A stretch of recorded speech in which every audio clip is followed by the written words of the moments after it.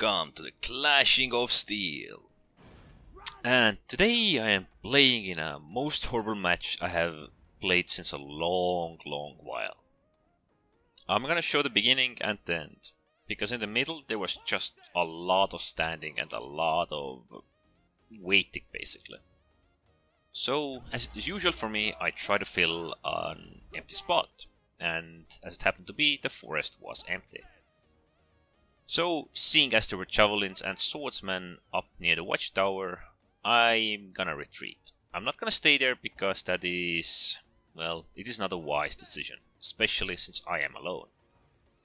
So, evaluating the situation, I still think it is great if I would leave some forces in the forest and... oh shit. And I thought I could move these next to the catapult. The catapult player who doesn't even buy the stakes. 101 of playing catapult. Buy the bloody stakes. They are worth a whole lot more than any other vital consumable you may need. Okay, you can't buy them with catapult unit, but as long as you have swordsmen defending yourself, buy them. So I have lost around 25% of my troops who I accidentally ordered to go a bit wrong way. As I do have my soldiers left in the forest, I want to keep out of the vision of that watchtower. That is what I'm going to hate. Personally, I do not like defending catapults, especially with these swordsmen. This is bound to end horribly, seeing as the catapults are somewhat spread, there are no defensives, and the swordsmen are so far away. As it would be reasonable to go in full defense with my units, or my units in the forest, I don't see the value in it, seeing as if they rush towards our base, and we all have to react from that way, they will have their drop on us. But as long as we can force them to fight on several fronts, we might have a chance. Surprisingly enough, none of them are coming this way. Well, actually there are certain units coming this way, but not the ones I was expecting. I was expecting javelins and swordsmen, but instead, for my surprise, we do get the elephants. Nasty beasts with rather thick skin.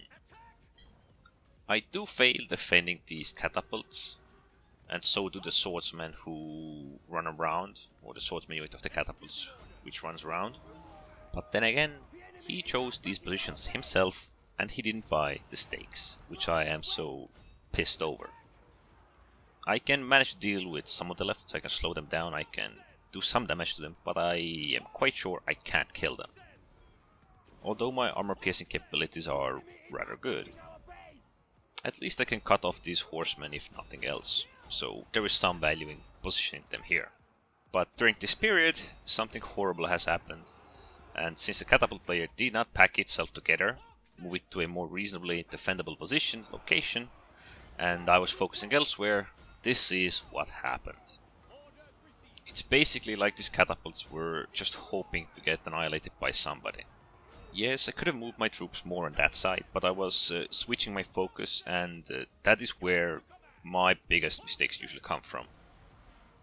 When I switch the focus and something has happened in the previous focus location, for example. And this is probably one of the best examples of that. Sadly, I do switch focus, I just want to be careful, but then again that can often just cost me. Right now there is not much more than opponents at our base and some of our team members pushing heavily into opposing base and actually getting annihilated. So for the next minute or so, perhaps two, we will deal with the elephants. I am spreading my troops. I'm hoping to damage these elephants and hopefully keep them engaged, slow them down so that the pikemen can deal with them. Even now my focus is just to run through the pikes. If the elephants want a piece of me, they must go through the pikes. I'm willing to lose some troops. There is not much more important to do than to take care of the elephants, which is rather vital. Seeing as we do have the pikemen, but elephants are being smart, or trying to be smart, because they know the pikes can counter them. Sadly, there isn't much happening for next 5 or so minutes. We'll counter the elephants, and then we realize that we need to go offensive because opponents are leading with the points. They are leading by a small amount, and as it can be seen, the elephants are dealt with. Our allies have died here, and there are still some remnants of the horsemen left who went overly aggressive in ridiculous ways. The best thing we could do is let the slingers weaken opponents as much, and then we just would stay back. We would stay out of the way, and we would kite them if the need should arise. We would just need slingers to damage them enough for us to have a winning chance via the points. I'm just moving around here to keep vision on them, to see them. And so I'm not gonna go overly aggressive, although I'm gonna use my Scorched Dirt to weaken them somewhat, as they thought about using the javelins. I did weaken them slightly, but these horsemen, everything I did just was undone by the horsemen. Yeah, it is lovely when something like that happens. Let's hope that the charge at least pays off. And it seems to do. My first focus, is to throw another Scorched Dirt to give us the proper chance, because they're so stacked, and no matter how much damage I take, this should be well worth it. And it is. I have changed the balance of outcome, even after the horsemen undid my work. This is what I hate about players. They fight with their impulses, not with their logic. Yes, of course, getting score is always nice, but let's make this a win for a change, eh? Next several minutes are rather intense.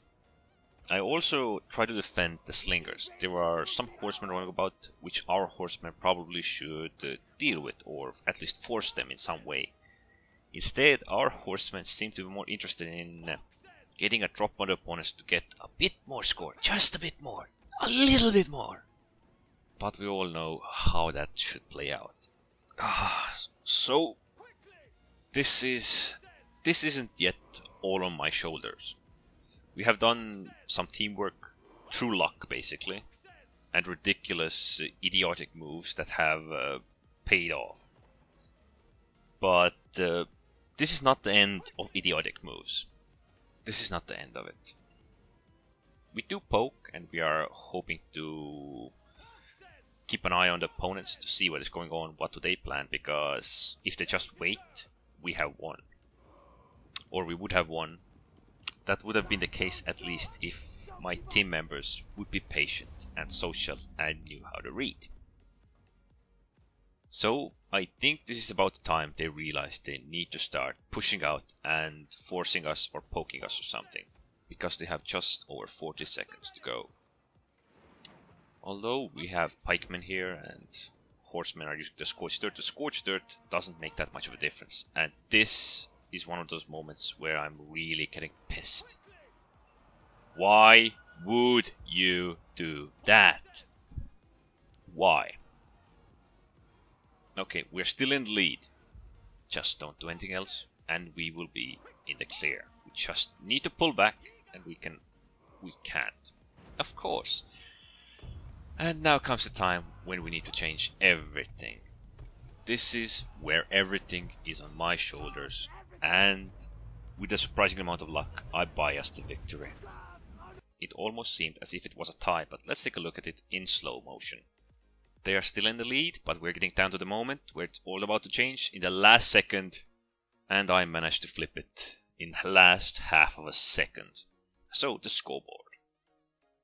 I was somewhere in the middle of my team. I should be the MVP in this match. Our horsemen were ridiculous. I wish I could spank them. Opponents were defending rather well. Everything went rather hard in the end.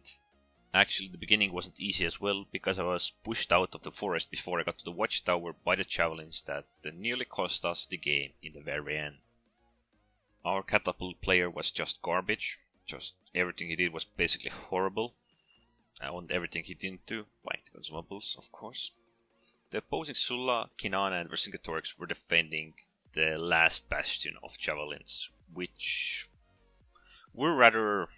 I can't say they were well defended, because they did suffer some casualties in the end. But they were defended so much that we couldn't use offense. At least not without taking a huge amount of casualties before the end of the match. So we had at least Miltiades, who did 1 point better than me, who was rather good. And I think the horrible horsemen were Alexander, nearly at the bottom of my team. The small ridiculous mistakes. Next time, read the bloody chat, please. Don't act upon your impulses, and before you do anything, before the end of the match, look at the team balance. It would have been an easy win for us, but instead you make it nerve-breaking, ridiculous hard. Anyways, don't forget to subscribe, and thanks for watching.